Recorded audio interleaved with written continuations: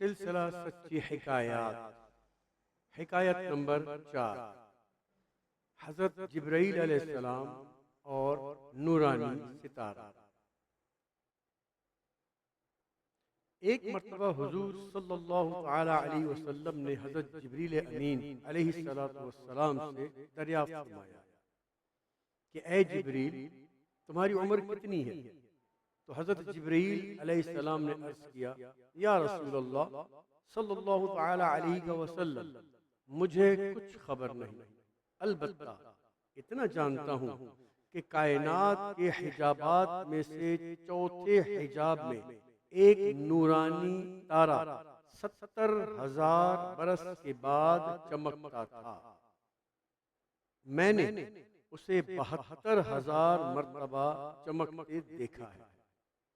حضور علیہ السلام نے یہ سن کر فرمایا، وعزتی ربی انا ذالک الکوکب، میرے رب کی عزت کی قسم، میں ہی وہ نورانی تارا ہوں۔ سبق: ہمارے حضور صلی اللہ علیہ وسلم کائنات کی ہر چیز سے پہلے پیدا فرمائے گئے ہیں۔